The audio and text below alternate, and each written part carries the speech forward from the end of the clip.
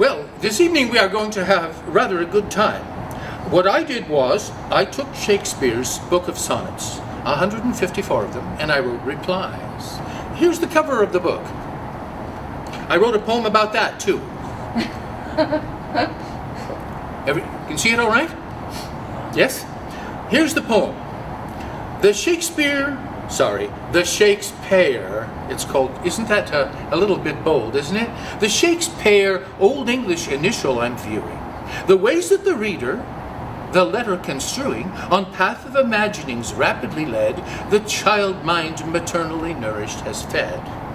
That's a way of saying, as soon as I made this cover, I began to think, hey, Mom, look what I did. The S that in Carmen, the cover designer so vividly marked, is an image aligner, the pictures of William and me to connect.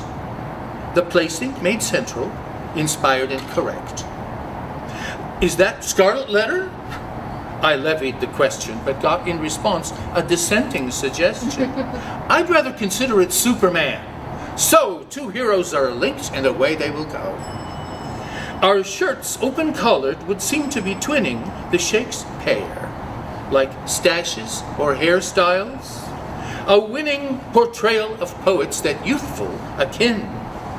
Our victors bewinged by the spirit within. I hope it's amusing, and too, a bit shocking, if true that in mind and in soul interlocking, we're cousins, mishpoche. I say to the bard, our songs are a hit. Once again, we're 5-starred. This has gotten a few 5-star reviews. That's a way of getting in a little commercial hint. This is available for purchase at Amazon for less than, what should we say, a cake and some ale. So if you buy it, that would be just fine, and you can write a customer review should the impulse take you to do so. Before I even begin, you see that it is published, printed by Amazon Press and available through them. But the name, they are the marketers. But I am the manager of what I call the Dialogic Poetry Press. And many of my books are dialogues, and this is a dialogue too. So as you go through the book, you will find on facing pages a poem by Shakespeare and one by me, and back and forth.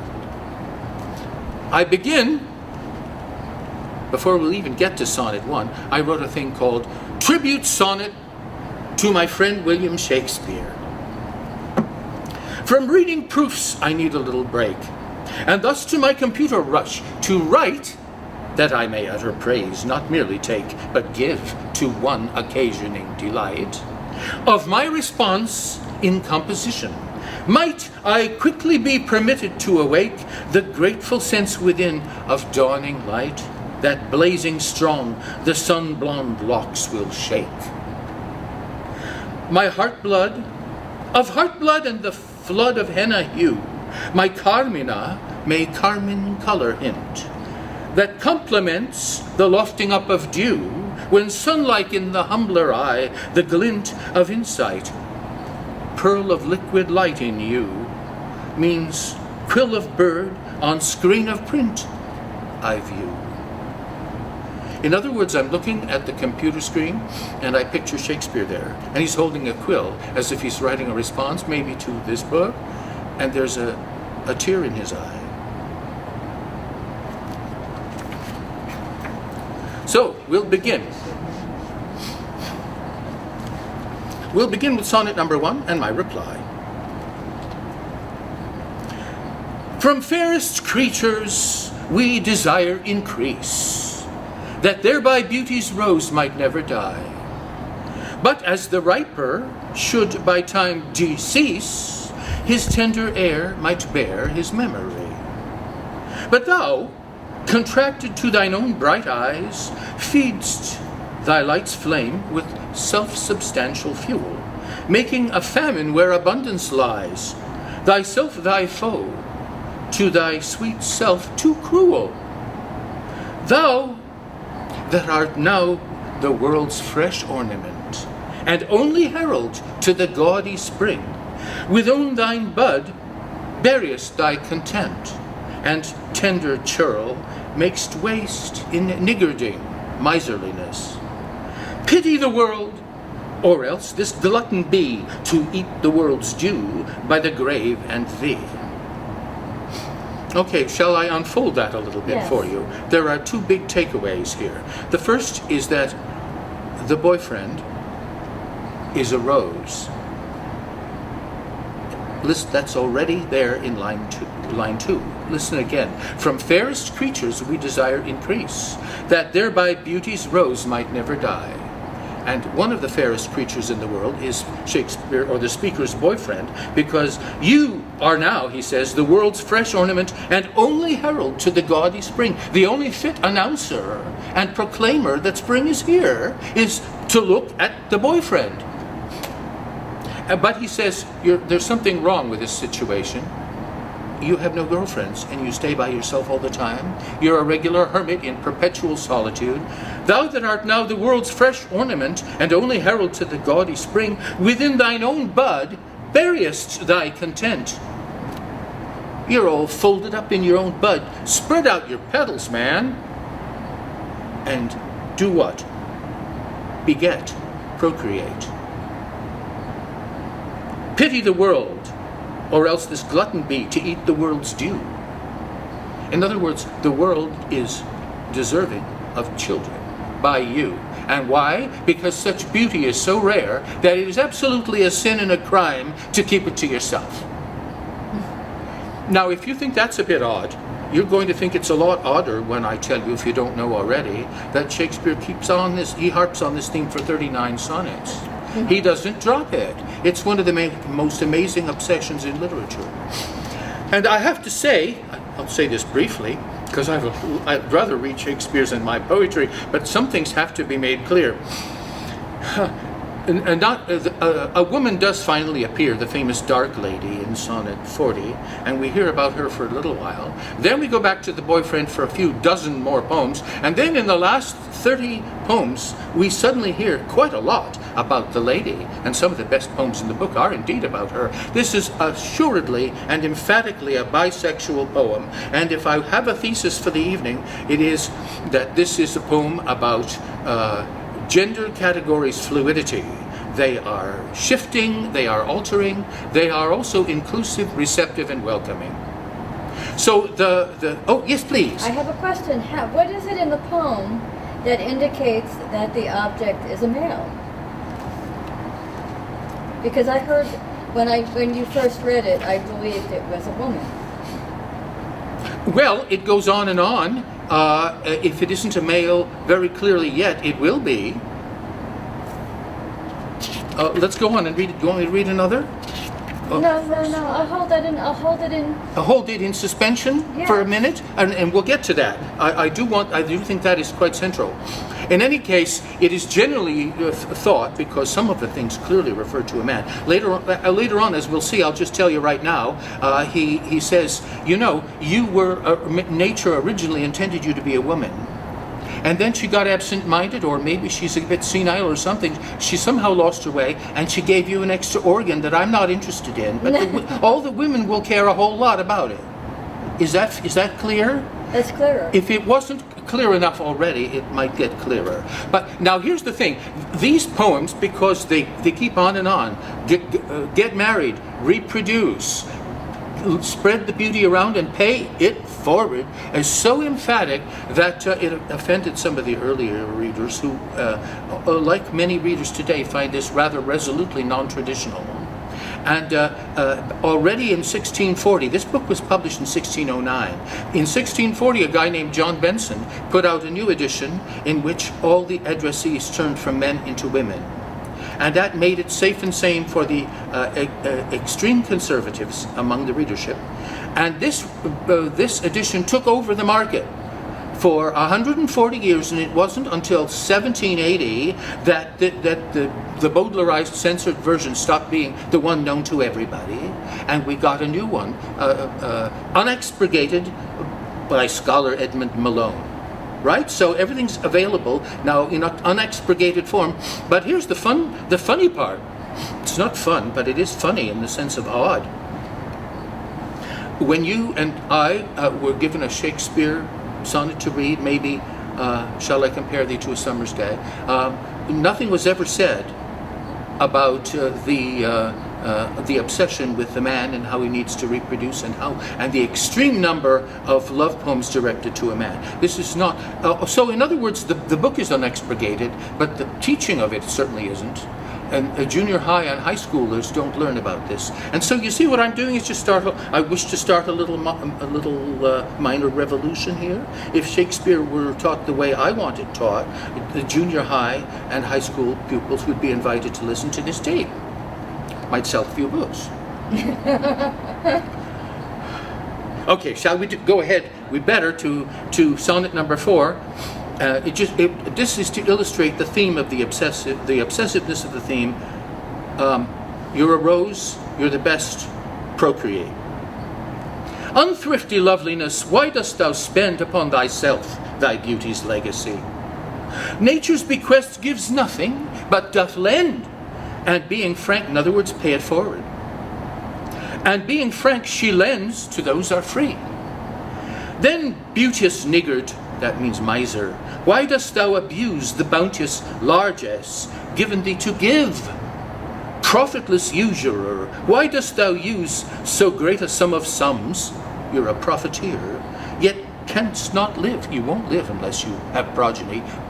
You'll die, and not only that, but all those other potentially living beings will die along with you.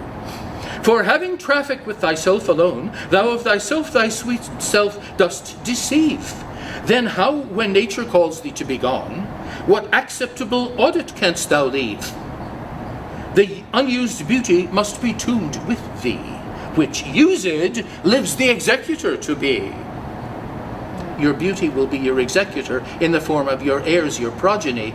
They will show you to whom the beauty is to be distributed after you are dead, to them specifically and to the world in general. And here's my reply. Executor and executioner, bequest or death. One cannot help but choose.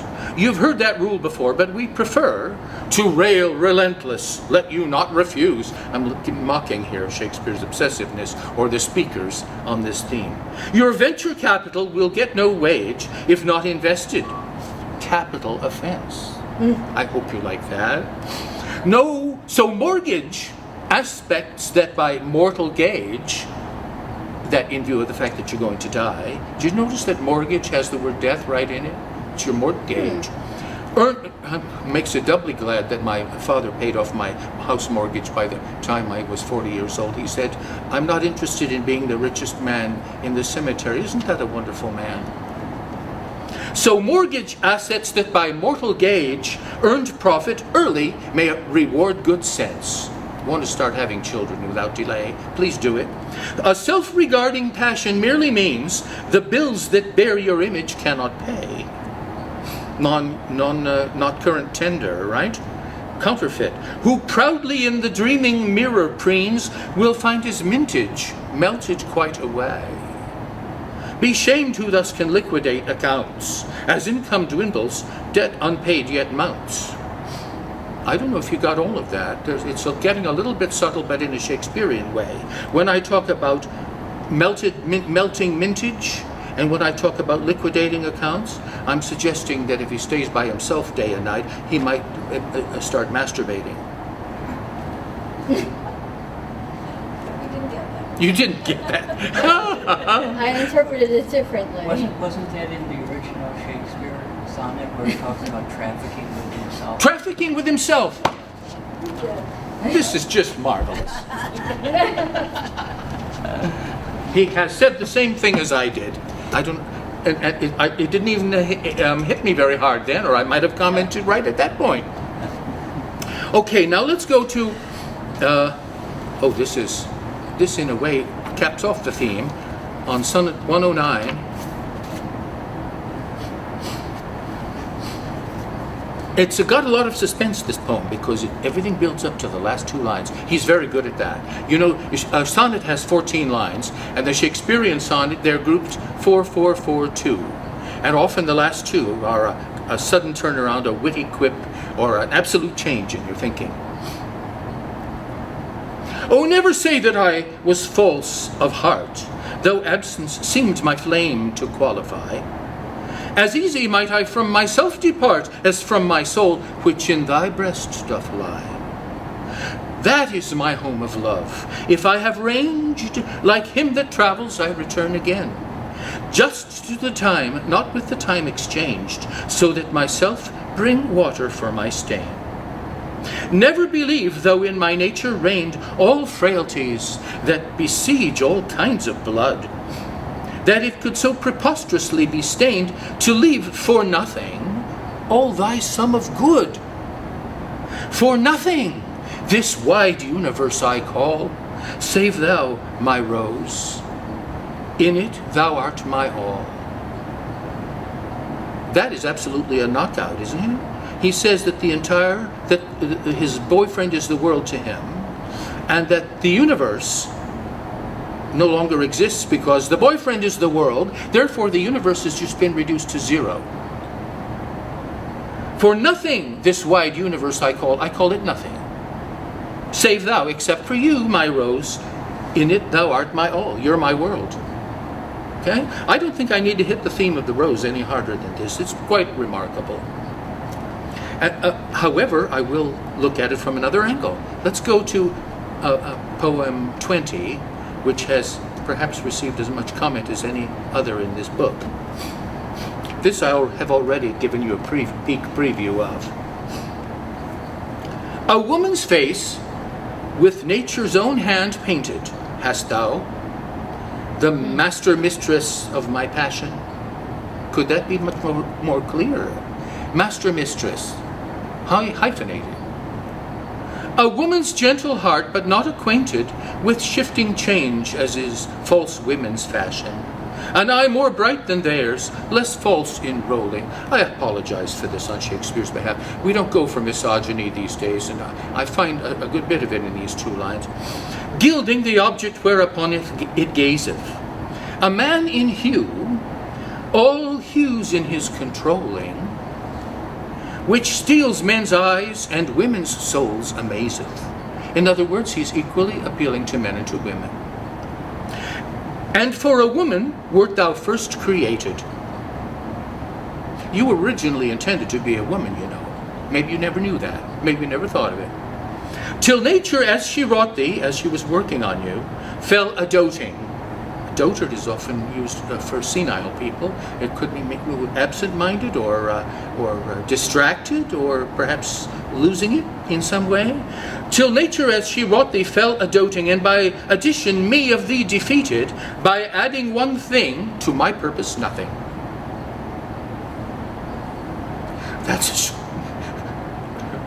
Sometimes Shakespeare is clearer than that, but I think that's clear enough. But since she pricked thee out for women's pleasure, does that make it even clearer? Since she pricked thee out for women's pleasure, mine be thy love, and thy love's use their treasure. Now, 40 years ago, there was a critic I remember reading who said, now, you see, it's platonic. There's nothing sexual about this, because he says, the male organ that you've got is really not interesting to me. I have a spiritual love for you.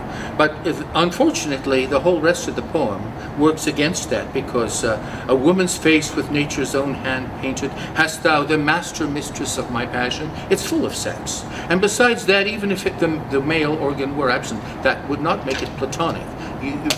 This critic doesn't seem to understand that there are multiple areas of sensual and sexual sensitivity in the human body. I think I better take a deep breath. I get a little worked up over these poems. Oh, let's do one more on this theme. Yes, I can do that. Sonnet 53 is great fun. Because if you had any doubts as to the bisexuality of the boyfriend, he is here compared to Adonis, the handsomest of the fertility gods, and Helen of Troy, the most beautiful woman of the ancient world, who herself is often regarded as having been half deified. What is your substance? Whereof are you made, that millions of strange shadows on you tend? Everything reflects you. Since everyone hath, one shade, and you but one can every shadow lend. Describe Adonis, and the counterfeit is poorly imitated after you. He's a counterfeit compared to you. Or, on Helen's cheek all art of beauty set, and you in Grecian tires, that is, attire, are painted new. Helen is just as big a fake as Adonis when compared to wonderful, wonderful boyfriend. Speak of the spring and foison of the year. Foison is harvest. In other words, whether you speak of spring or of autumn, as the one doth shadow of your beauty show, the other as your bounty doth appear. Beauty, bounty, spring, and foison, or harvest season of autumn. And you in every blessed shape we know, in all external grace you have some part, but you like none you, for constant heart. In other words, you're like nobody else and nobody else is equal to you, for constant heart. That's, I don't know if it's expression of a fact, but certainly of a hope that the boyfriend will not turn himself away. This boyfriend we've seen is very popular. And in fact, we've hardly got started with the plot. The plot will show just how popular he is. Here's my reply. The man appears in every beauteous thing, for they are made so by the speaker's love, whose mood diffuses madly, gladdening for him all things below, beside, above. A Helen, an Adonis, in delight, he's deified, platonic androgyne, or supernatural hermaphrodite, with virtue virile as a female fine. I sort of enjoyed that. It's traditional kind of talk. You know, the word virtue is derived from the same root as the word virile, suggesting that it is a manly quality, that men are virtuous. I know it's a bit risky to throw that in, but after all, this book was published in 1609, so sometimes I enter into my friend's vocabulary scheme. Hellenic Helen's Troy went up in flame.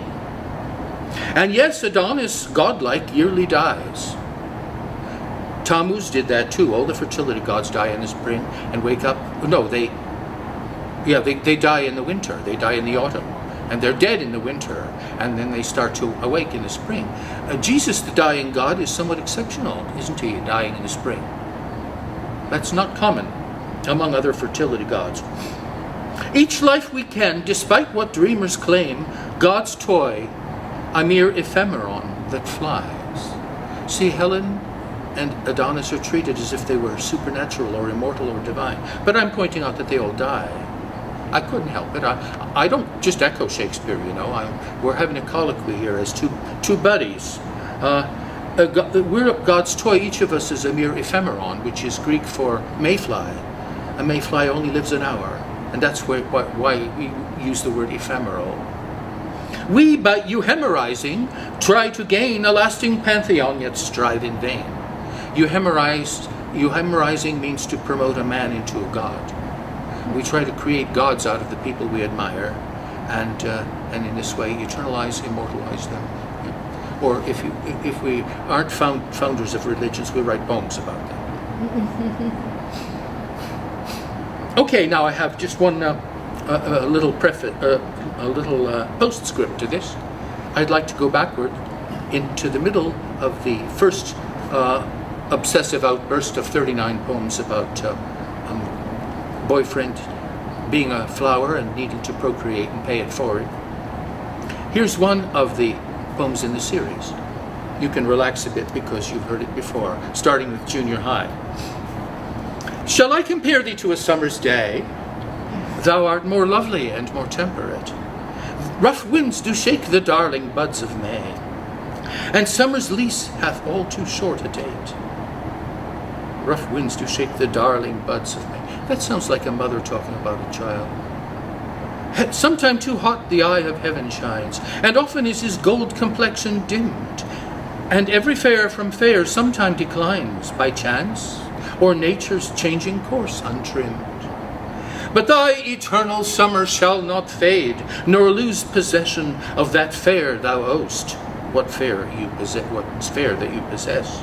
Nor shall death brag thou wanderst in his shade, when in eternal lines to time thou growst. So long as men can breathe, or eyes can see, so long lives this, and this gives life to thee.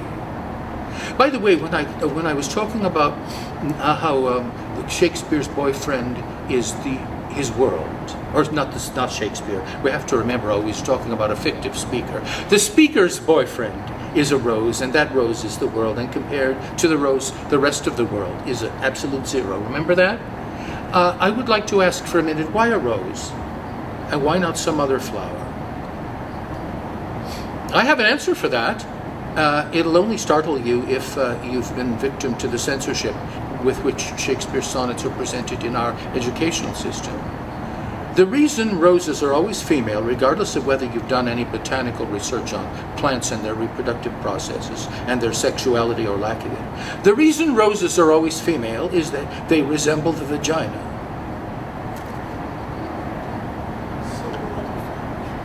What? So do other flowers.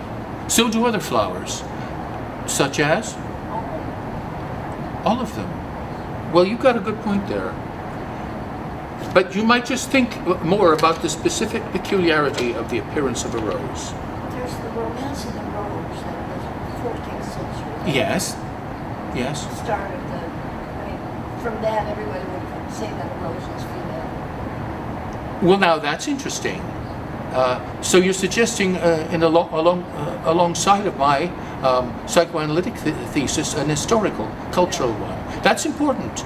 I have to keep learning all the time. Well, anyway, here's my reply. More lovely than a summer and the bloom of darling buds that may by winds be marred. The man is made more loved in lyric room, wherein he lives in beauty yet unscarred. The soaring lines are by the reader known, as well as lyric hymn of later date, regarding true love lost when blossoms blown are shaken down, that's yet a finer fate than never to have loved at all. Do you remember those lines? 'Tis better to have loved and lost than never to have loved at all. Do you know who wrote that? It was the poet laureate of the Victorian age, Alfred Lord Tennyson, and he wrote it in a poem called In Memoriam, which took him about a decade to write, and which is an extended funeral hymn to his boyfriend, Arthur Hallam. And in fact, if you take a look at the mystical visions in that marvelous poem, which I treasure deeply in my heart, they are visions that he hopes and proposes to share with Arthur Hallam in heaven. And that's one of the main reasons why he's so concerned with evolution and with threshing out of theological questions in the poem. He has to just find out if there's a heaven, so he will find out if he'll be meeting Arthur Hallam. So we, who gladly chant the lines we like to cite, might well recall each lover melody will laud two friends' perpetual delight. A sacred bliss and brave, dear benison of men that Shakespeare shares with Tennyson.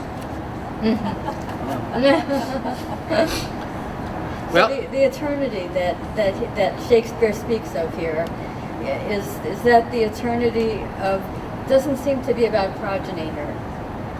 No, I think this time it's the eternity of verse. Yeah, the more usual kind that poets like to invoke. Yeah, he's very proud of all the eternity he's going to be granted to everybody he talks about in his verse. But that goes back to Horace. You know, Horace in ancient Rome wrote the famous line. Let's see.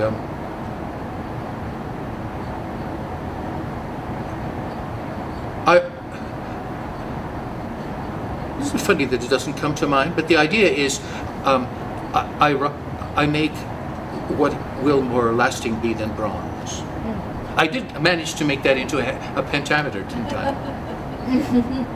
Okay, now let's have the lady enter. And this is part 2 of our 3-part presentation. The lady, she's called the Dark Lady very often because she has a swarthy complexion, and that is emphasized in several poems. Not always without racist overtones, although the poet says several times, in the most emphatic way, that both the darkness of her skin and the darkness of her eyes charm him as much as he could ever possibly be charmed. Yeah. By the way, my cousin who has studied, I forgot the name of the family, but there was a Jewish-Italian family that they believed that the woman was someone that Shakespeare had some familiarity with. Mm-hmm. And I'm wondering if that could be, I wish I could remember the name. This would be a wonderful question to ask someone who could answer it. But that person has not yet lived. For 400 years, people have been trying to figure out who was the boyfriend, who is the lady, the dark lady. And later on, there's another triangle where the speaker has a poet competitor who's writing also to his boyfriend adulatory sonnets of love. So that's a triangle composed of 3 men. We don't know who he was either. We know nothing, almost, except what we learn from this. And that's what's so wonderful. We can learn so much about the mind of Shakespeare from this poem. I think it's wonderful. Also, the poem, another mystery that's never been solved, is how it happened to be published suddenly in 1609, which is more than 10 years after most of the poems in it were written. Why then? Why suddenly? And once again, by whom? So I love it, the fact that you have raised these unanswered questions, because that should be one theme in the presentation of these poems, is that they're surrounded with unanswered questions. Now this is a really a key poem in the book, although I would like to be able to say that it introduces a big deal about the dark lady, but as I pointed out, she's dropped pretty soon. We go back to the boyfriend, and then we pick her up in the last 30 poems, which are really quite thrilling. Now this is, look at the first line, it has a bit of a problem. I just want to clarify how to deal with it. Take all my loves, my love, yea, take them all. So take all my loves, take all the women that I'd be interested in. My love, you're my love, my boyfriend. So he says my love to his boyfriend. That's the way he talks to him. And then he says, take all my loves. And then he's referring to the women. We go back and forth between my loves and my love in this poem. It doesn't make it easier to read, but I'm explaining it because that's the way Shakespeare chose to present it. Take all my loves, my love, yea, take them all. What hast thou then more than thou hadst before? No love, my love, that thou mayst true love call. All mine was thine before thou hadst this more. Why do you have to cause me more trouble? Didn't I love you enough already? Look, several pages worth. Then if for my love thou my love receivest, if for loving me you accept my love, I cannot blame thee, for my love thou usest. But yet be blamed if thou thyself deceivest, by wilful taste of what thyself refusest. Are you committed to me or not? I do forgive thy robbery, gentle thief, although thou steal thee all my poverty. And yet love knows it is a greater grief to bear love's wrong than hate's known injury. In other words, I like to put things in blunt, upstate New York English. I thought I could trust you. Lascivious grace in whom all ill well shows, because you're so beautiful. Kill me with spites, yet we must not be foes. So here's a reply. He loves the man who loves the lady friend, of whom the poet is enamored. So, along with conflicts that will never end, together yet with enmity will grow what liking will survive in rivalry. Beloved friend and bard identify. The more they love the lady, more they'll be, each lover mirrored in the other's eye. Isn't that wonderful? I'm not going to claim 1 ounce of originality for it. I'll tell you where I get this interesting material. There are 2 theorists that combine, and I thoroughly relished reading both of them. There's the theorist René Girard, G-I-R-A-R-D, Girard, and then there's the American critic Yves Kosofsky-Sedgwick. Between René Girard and Yves Kosofsky-Sedgwick, you get a very thorough survey of all kinds of centuries of Western art from the following standpoint. The insight is that when 2 men are interested in the same woman, they are competitors and rivals. And yet they flatter each other because, to coin a phrase, imitation is the sincerest form of flattery. So they mirror each other, and thereby they flatter each other. Look, I'm doing what you do. I like what you like. I'm just like you. You're just like me. We love each other, do we not? Although it doesn't quite come to that point usually. It stays unconscious or subconscious or half-conscious or something else because we're terribly complicated animals.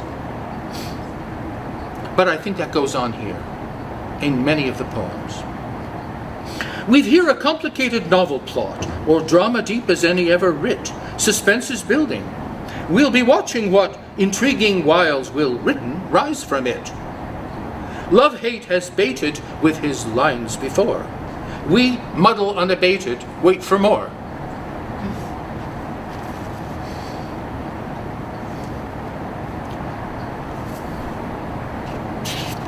Let's turn the page and we'll have some more thoughts. It certainly deserves to be unfolded because it's very bold and highly unusual. The one thing you can say about this sonnet sequence is it really is like no other in existence.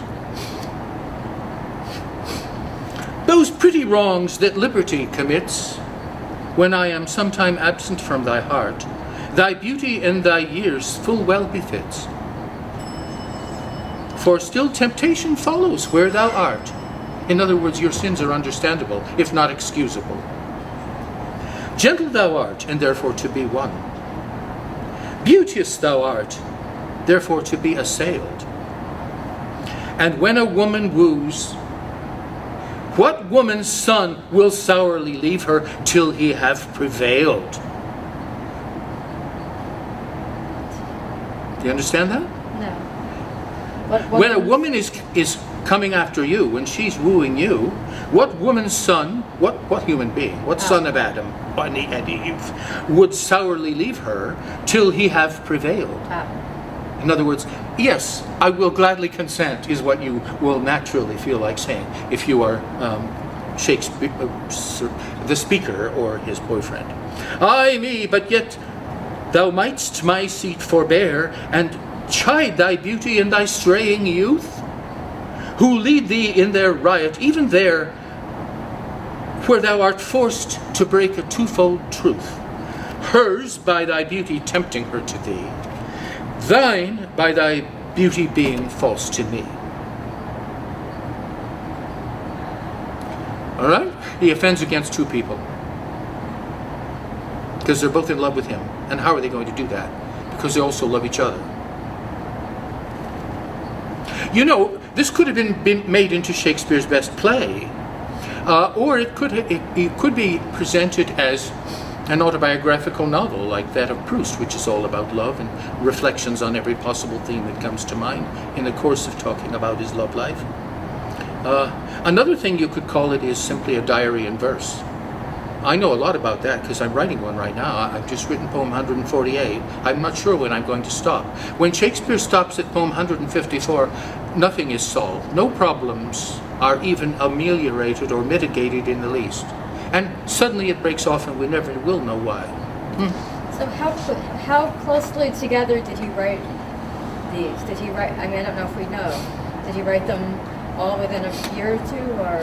Well, that's another unanswerable, and you know why? I think the one-word answer is modesty. Shakespeare's the most modest human being I've ever heard of. He didn't care to preserve his plays.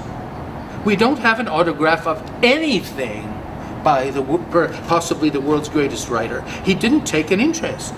And that's why when the so-called First Folio appeared, in commemoration of him, the world was somewhat shocked to find that the total number of plays by Shakespeare had just doubled. That is not answerable either. Where were they? We don't have autographs of anything. Where did they come from? Why did they suddenly come when they came? Who put all of this together? What prompt books did they use? It's wonderful to be a Shakespeare scholar. You can just write and write. You don't get anywhere, and the next person... Did Shakespeare number the sonnets? Did he give each of them a number? Yeah, well, I'm not sure about that. So how do you know that they're in the proper order? That number one should be the first one, number... We don't. We have what was published. But could they be read in a different order? I would guess.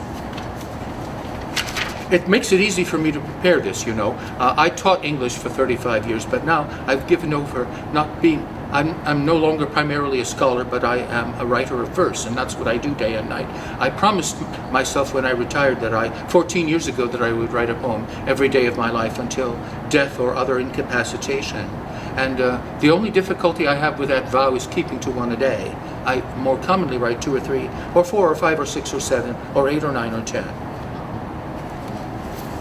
Now, this is a difficult situation Shakespeare is in, and sometimes he presents it with entertaining, humorous touches, and so I like to put in some of those for change of mood. So here's sonnet number 50.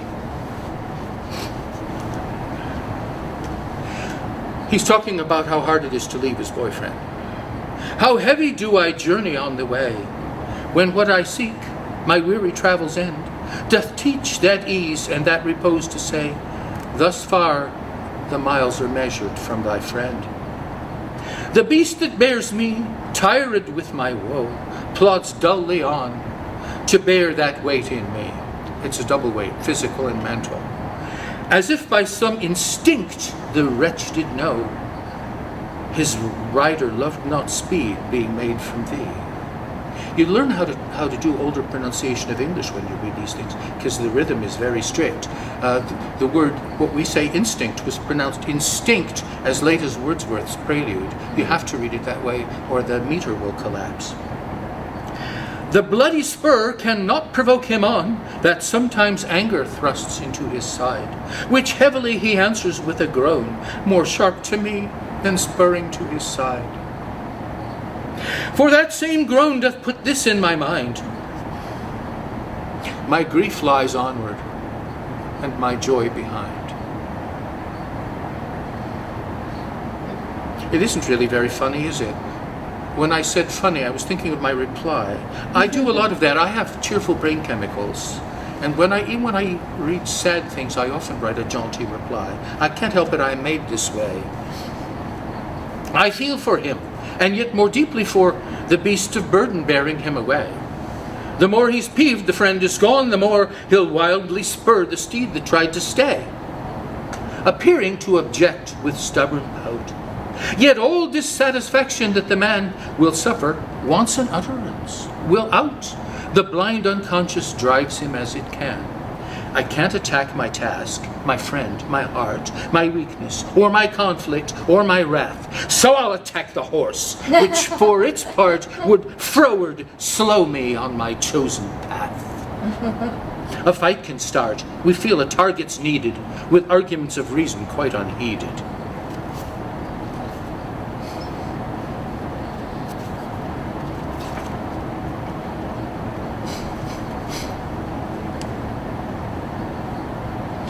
And let's see, what do we have here? This time he's begging his friend not to ignore him. Sweet love, renew thy force. Be it not said, thy edge should blunter be than appetite, which but today by feeding is allayed, tomorrow sharpened in his former might. So love be thou, although today thou fill thy hungry eyes, e'en till they wink with fullness, tomorrow see again, and do not kill the spirit of love with a perpetual dullness. Let this sad interim like the ocean be, which parts the shore where two contracted new come daily to the banks, that when they see return of love, more blessed may be the view. Newly engaged people. Or call it winter, which being full of care, makes summer's welcome thrice more wished, more rare. Twin spirits, this is my reply, water parted, stand on shore, to scan the far horizon for a sail, arising from the underworld with more of seer glee than words in vain avail to utter. See the pathos and the glad awakening of heat within the heart, alive as if Ulysses after sad bewailing, now were newly hailed, the art of happy likeness never better seen. Contrast Lord Roland and Sir Leoline, whom woeful dreary sea now flows between, their friendship severed by their own design. For wrath can work like madness in the brain, so Coleridge noted, sundered brothers' pain. And there I introduce a poem called Christabel by Coleridge. Do you happen to remember it? Oh good, because I wanted to recite the beautiful lines about spirit brothers, sundered or severed by what one or the other had done. Actually, it's by rumors. Actually, it's by a woman, as usual, if you get right down to the center of it. Here's the passage that has become the most celebrated in the poem Christabel. Alas, they had been friends in youth, but whispering tongues can poison truth. and constancy lives in realms above. And life is thorny, and youth is vain, and to be wroth with one we love doth work like madness in the brain. And thus it chanced as I divine with Roland and Sir Leoline. Each spake words of high disdain and insult to his heart's best brother. They parted, ne'er to meet again. But never either found another to still the fearful heart from paining. They stood aloof, the scars remaining, like cliffs which had been rent asunder. A dreary sea now flows between, yet neither heat nor frost nor thunder shall wholly do away, I ween, the marks of that which once hath been.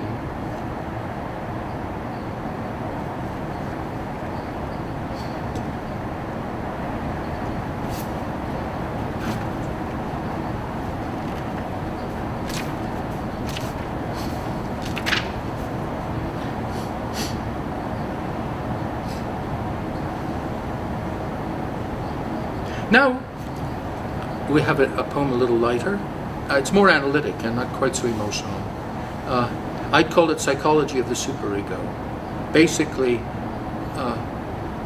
the speaker is kept awake at night wondering what his boyfriend thinks of him and how often he turns over in his mind at night the speaker's faults and flaws and offenses and sins and crimes.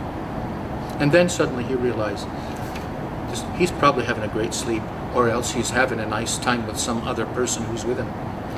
I'm the one who's torturing myself. Is it thy will thy image should keep open my heavy eyelids to the weary night?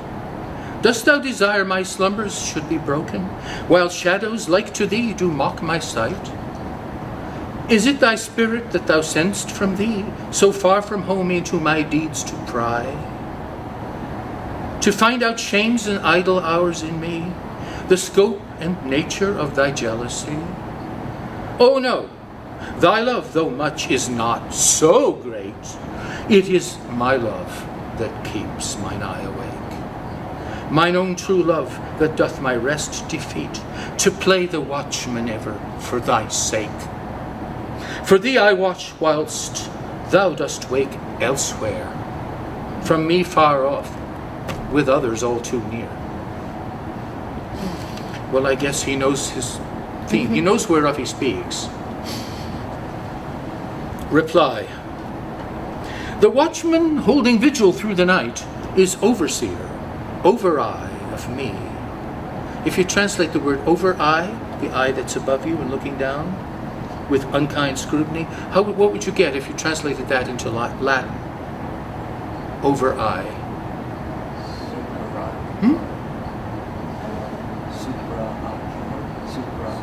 You're on the way. Superego. Over-eye. The inwit, that's the medieval word for conscience. They called it an inwit. Nice, isn't it? Inner infiltrating light would ferret out all fallow laxity. He may appear in loved and shining shape of one I'm trying to idealize. Yet as I lie, awake, aware, agape, he's merely mirroring my own bright eyes. And even if in myself remaining still, a Father God of skyey majesty, resentful of the lower mind that will defy the guiding right of such as he, 'tis I who grant these watchmen added power to pry and with a lampad high to lower. A lampad is a fancy kind of lamp such as they use in churches. I learned that word from Coleridge. It's very rarely heard. Oh, I am so happy I'm getting through so many of the best in the book. You tell me to slow down if I go too fast, all right? Number 64. Oh, this has a couple of my favorite lines in it. I'll just go tell you what they are. Ruin hath taught me thus to ruminate, that time will come and take my love away. I don't know why, those stick in my mind as very important. Like I think it's Yeats who said, Man is in love and loves what vanishes. What more is there to say? When I have seen by time's fell hand defaced, fell means cruel, as in one fell swoop is a cruel swoop. When I have seen by time's fell hand defaced the rich proud cost of outworn buried age, when sometime lofty towers I see down raised, and brass eternal slave to mortal rage, when I have seen the hungry ocean gain advantage on the kingdom of the shore, and the firm soil wind of the watery main, increasing, store with loss and loss with store, the ground loses and gains, the ocean loses and gains. When I have seen such interchange of state, or state itself confounded to decay, ruin hath taught me thus to ruminate, that time will come and take my love away. This thought is as a death which cannot choose but weep to have that which it fears to lose. Well, sometimes Shakespeare is vague and difficult, but when he's playing, he is unforgettably playing. Well, I enjoyed writing this. I hope I wrote the reply in equally clear language. He's talking about change. He's talking about becoming, which means, well, I'll just read the poem. Becoming is a coming into being, along with passing of a thing away. Though every gift that we're this minute seeing evade us after decades or a day, to fail and gain must be in this agreeing that neither is predestined here to stay. The autumn leaf that red from green is freeing might not be gone tomorrow, though it may. Each thing is halfway nothing, likewise we. Uncanny heartlessness, the half of heart. So death and birth are twinned comminglingly. When viewed afar, what seemed to me to part draws near to all whose new telescopy, perspective altered by an easy art. What's easy about it is that becoming is always two-sided, and it takes no effort at all to go from birth to dying and dying to birth and birth to dying and dying to birth. And I was rather bold in suggesting that half the heart is nothing, and that this might seem at least halfway a heartlessness. And indeed, Buddhism might seem sometimes rather cold because they come down very hard on this nothingness of things. But there really is a lot of nothingness around. In fact, in us, as I understand it, the proportion of space to the atoms that compose us is very great. The ratio of nothingness to things is large.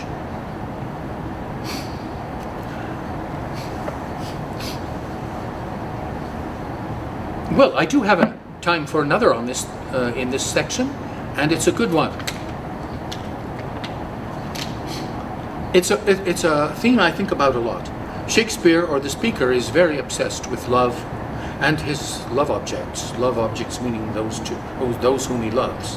And he thinks about them and writes about them continually.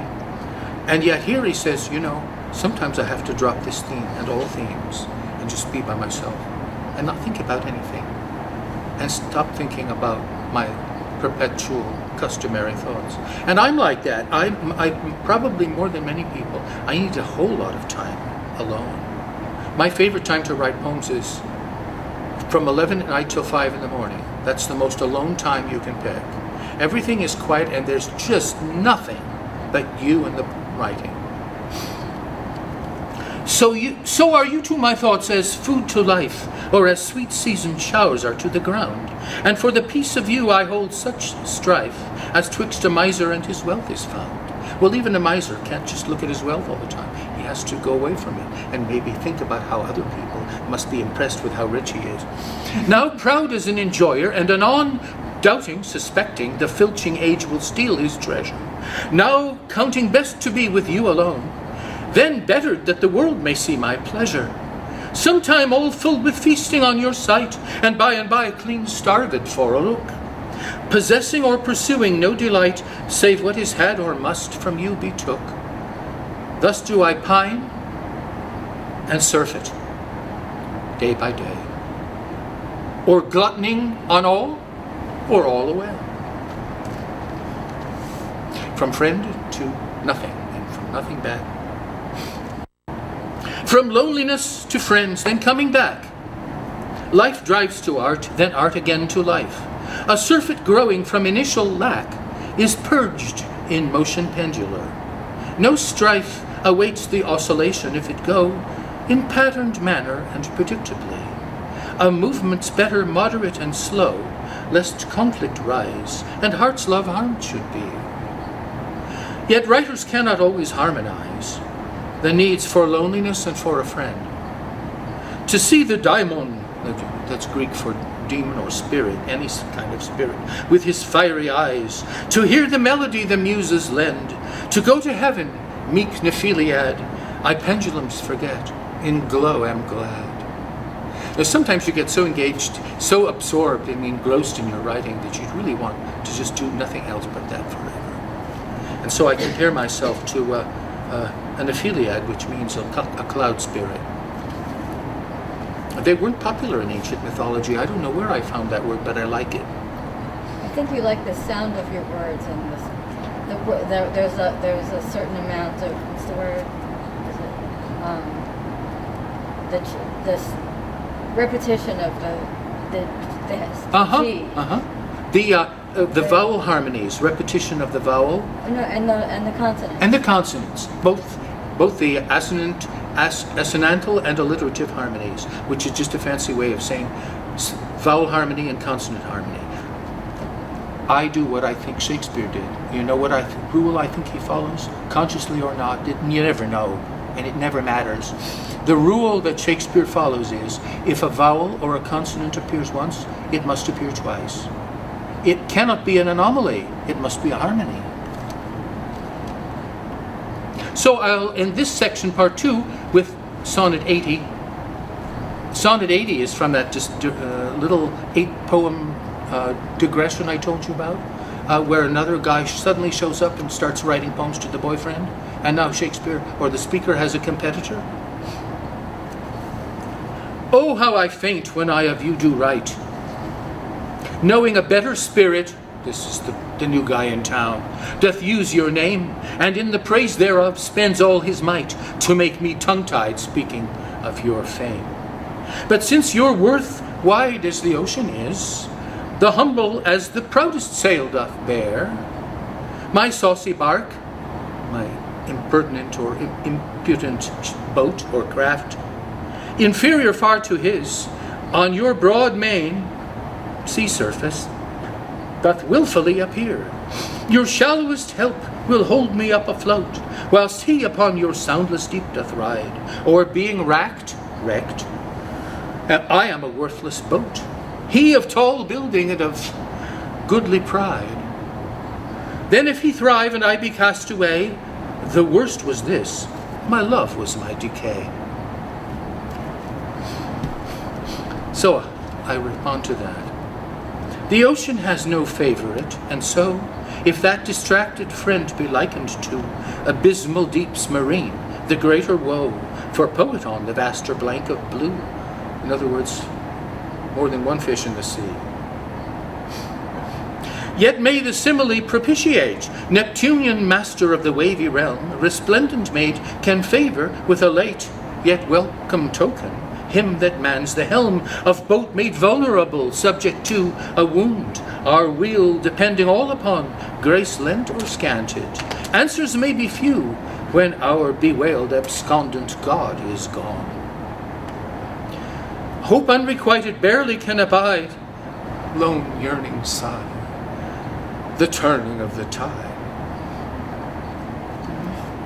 Okay, we finished that. Oh, pretty nice. The schedule is going just as it should. And now we begin with part 3, the long-awaited re-entry in triumphant glory and all kinds of problems thereto attending of the Dark Lady.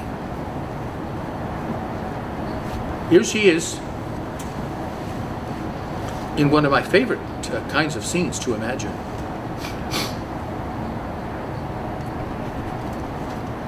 Playing on the virginals, that's suitable enough, isn't it? Shakespeare doesn't use that word, but do you know what virginals are? It's a synonym for harpsichord, or spinet, That's right. or clavichord, That's right. or any kind of keyboard. So, the beautiful woman is playing beautiful music, and he calls her his music. He says, "You, my music, are making music." I understand that so well. I have often had in my own private reveries, not so private anymore after this tape is made, the notion that few things in the world could possibly be more beautiful than a beautiful woman playing beautiful music. How oft when thou my music playest, upon that blessed wood, whose motion sounds with thy sweet fingers when thou gently swayest, to the wiry concord that mine ear confounds, do I envy those jacks that nimble leap. I should explain that in Shakespeare's day, the keys of a keyboard instrument were called jacks. And that's very, very handy, because Jack is a guy's name. So she plays on men's hearts as she plays on the keys. Do I envy, and I have to say envy, unless perhaps it's envie, from French envie, because you knit a heavy stress on that syllable. And the music is down the drain if you don't have it. Those jacks that nimble leap to kiss the tender inward of thy hand. That is most beautiful. Whilst my poor lips, which should that harvest reap, at the wood's boldness by thee blushing stand. To be so tickled, they would change their state and situation with those dancing chips, that is, my lips, to be tickled as the keys are by your fingers, would like to change situations with the keys, or whom thy fingers walk with gentle gait, making dead wood more blessed than living lips. Since saucy jacks so happy are in this, give them thy fingers, me thy lips to kiss. Definitely, it is one of the most charming in the book. Reply, she is a music in herself, who plays, while touching eager jacks, or keys, or men, upon the virginal in pleasing ways, intact, untouched by lips. Indeed, but then, imtakt, the German phrase that means in pace, or time, or rhythm, and upon the heart, she'll eager, fond of harvest gleaning, race and take in leap of gleaming keys apart. Too far apart are they, alas, from will. He often calls himself Will in this sequence. Yet might the player nearly be a muse, tune quiring in his mind as well to fill, Apollo bright, love-lyring lines infuse a happy handsomeness into the dance that had remanned him with a gladsome trance.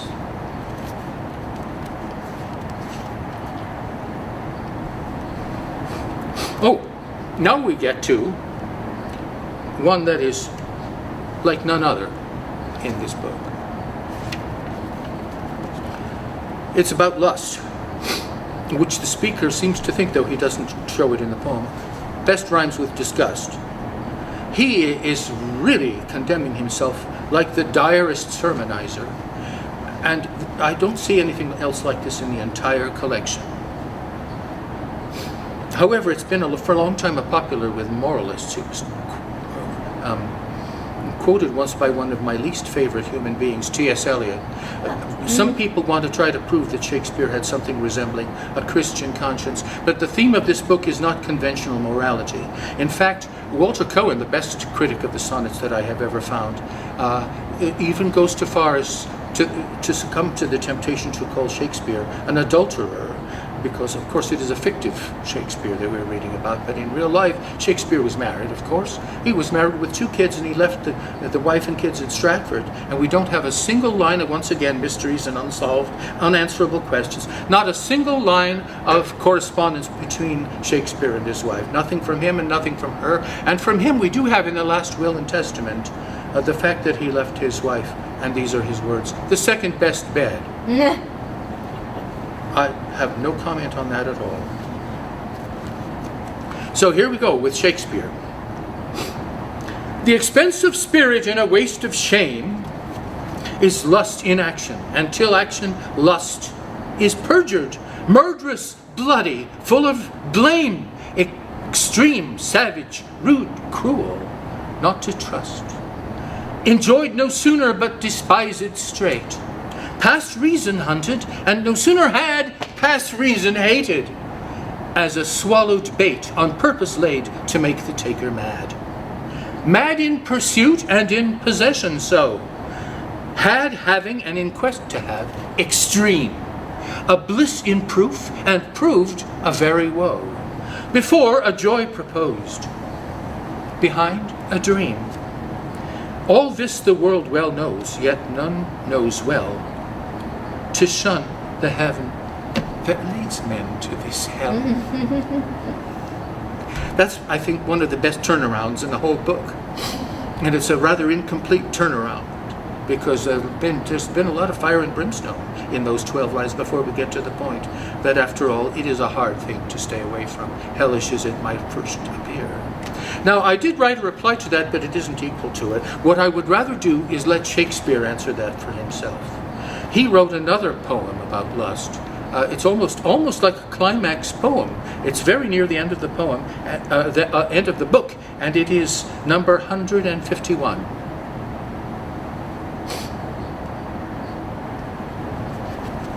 Okay? You have to take a deep breath after the last one wore me out, but this is relaxing. Love is too young to know what conscience is. Yet who knows not conscience is born of love. Then, gentle cheater, urge not my amiss, don't bawl me out, lest guilty of my faults thy sweet self prove. For thou betraying me, I do betray the nobler part to my gross body's treason. My soul doth tell my body that he may triumph in love. Flesh stays no farther reason, but rising at thy name doth point out thee as his triumphant prize. Proud of this pride, he is contented thy poor drudge to be, to stand in thy affairs, fall by thy side. No want of conscience hold it that I call her love, for whose dear love I rise and fall. Shall I just do my reply?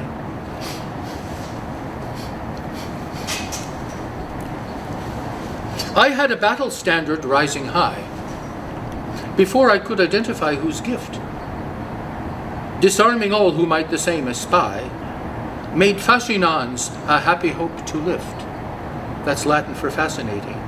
That is the way in which the ancient Romans referred to the male organ that I am talking about.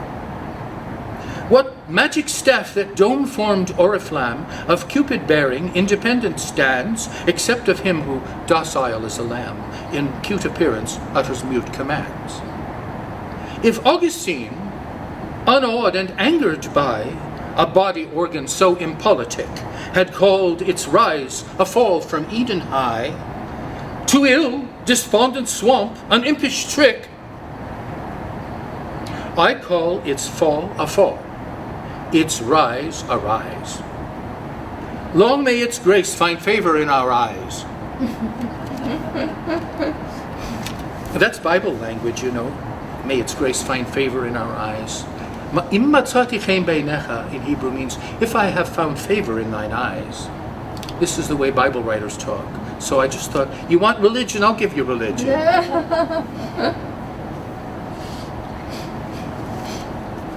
And now here, this is an interesting one, because here we are going to get the sonnet that, better than any other in the book, sums up the major triangle, the boyfriend and the girlfriend,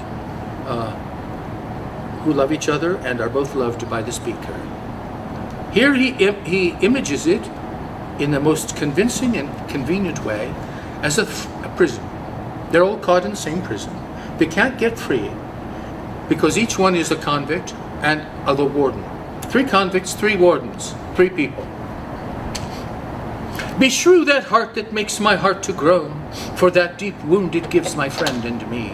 Is not enough to torture me alone, but slave to slavery my sweetest friend must be?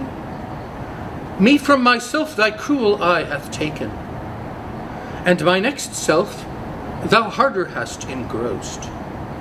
Of him, myself, and thee, I am forsaken. A torment thrice threefold, thus to be crossed. Prison my heart in thy steel bosom's ward, but then my friend's heart, let my poor heart bail. Whoe'er keeps me, let my heart be his guard. Thou canst not then use rigour in my jail.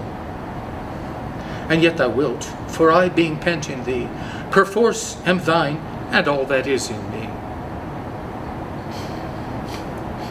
A torment thrice threefold? This was easy for me to respond to. If I were teaching this in a schoolroom, the students would have already figured it all out, so I'd have a pretty easy job. The keeper she, behold, of threefold prison, with friend and William, they the triple warden. From lovers' hell no souls have rescued risen. All hope abandoned entered here, no pardon. And yet the guards are each a prisoner. They bear love's manacles and mental burden. Refrain discordant. A refrain is a recurring line in a song. For they don't concur. Sad, happy care, their fetter and their guerdon. A fetter is a chain and a guerdon is a reward. Convicted if with scant conviction, 3 co-sufferers in dungeon passion pent. They won't escape since cleft internally, affection binds what rivalry has rent. We may suppose the lady hopes her friends' unspent affection threatened never ends. I don't know why I added that.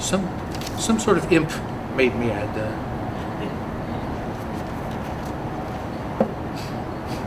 Oh, I love number 138. It's all about the benefits, value, and sheer pleasure of lies. When my love swears that she is made of truth, I do believe her, though I know she lies.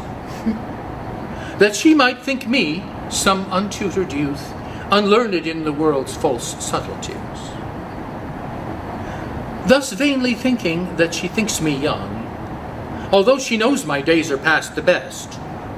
Simply I credit her false-speaking tongue. On both sides, thus is simple truth suppressed. He won't call her unfaithful, and she won't call him old. But wherefore says she not, she is unjust? And wherefore say I not that I am old? Oh, love's best habit is in seeming trust, in age and love, and age in love loves not to have years told. Therefore I lie with her, and she with me, and in our faults by lies we flattered be. Reply. She seems unfaithful, he appears unyoung. About their weaknesses they like to lie. I have to say that were this love unsung, the world would be depleted, as would I. Let fiction then continue. Let it thrive. Illusion, loving, ever were entwined. The pink-hued glasses gladness can revive, repelling enmity delights to find. Scheherazade made dramas every day and then declaimed them to the king at night. Thus artistry had found a winning way of soundly counterfeiting heart's delight. Then if you cannot love me, love my lies. They'll be for us the fairer paradise.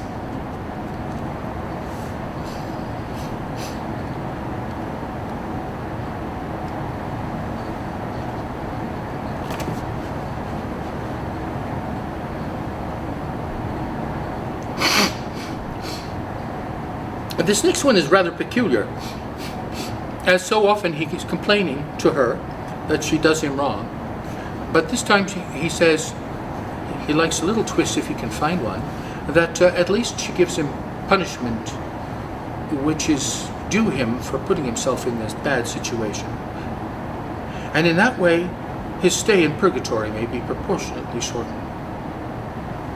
She gives him plenty of punishment for what he does that's bad, and he's trying to turn that into something good. There's a strong masochistic impulse in the speaker. It shows up several times in the poem. Sometimes the abasement is really extreme.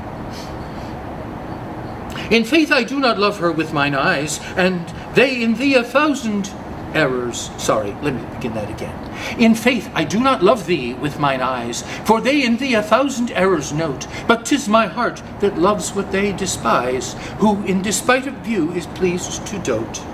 Nor are mine ears with thy tongue's tune delighted, nor tender feeling to base touches prone, nor taste nor smell desire to be invited to any sensual feast with thee alone. He's really quite puzzled how we can love her so much. She's not in the greatest of shape.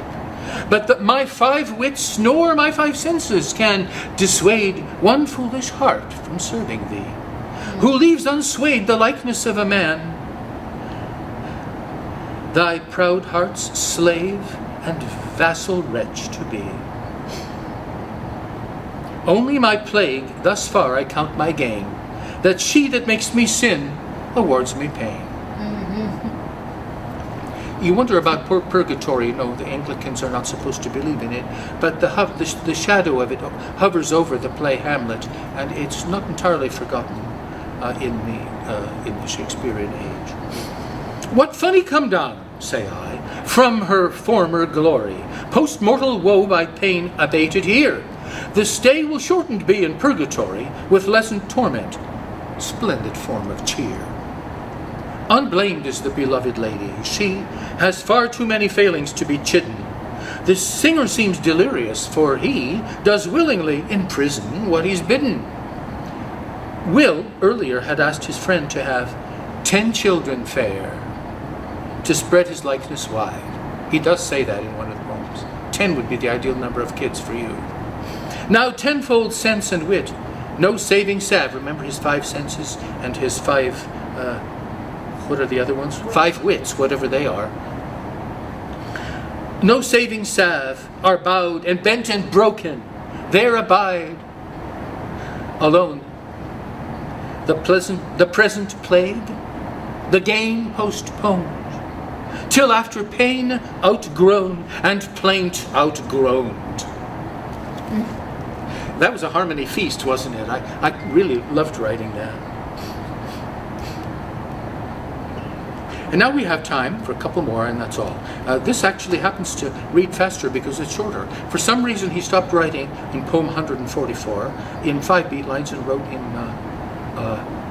in 4, and that's a 20% speed up. 2 loves I have, of comfort and despair, which like 2 spirits do suggest me still.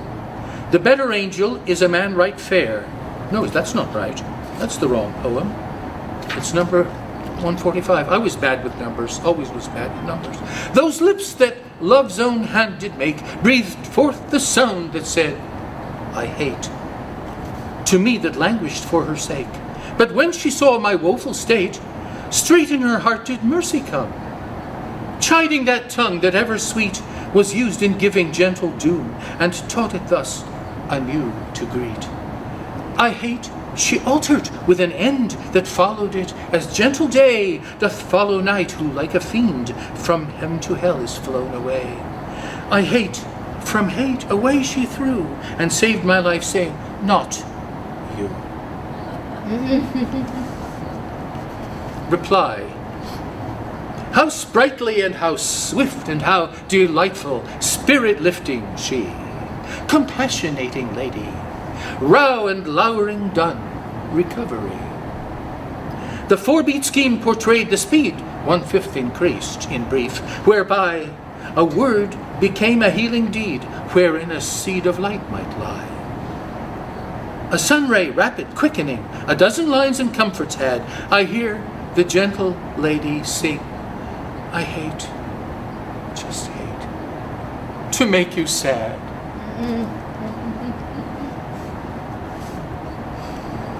Well, we're relaxing here at the end. He's allowing himself some most quirky little jokes. And now I'll end with this one. Oh, from what power hast thou this powerful might?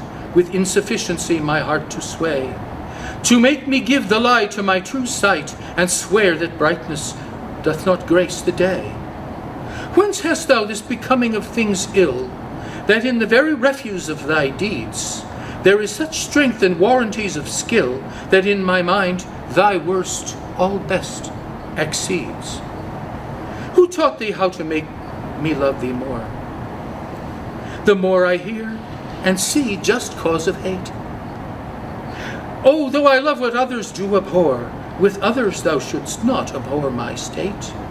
If thy unworthiness raised love in me, more worthy I to be beloved of thee.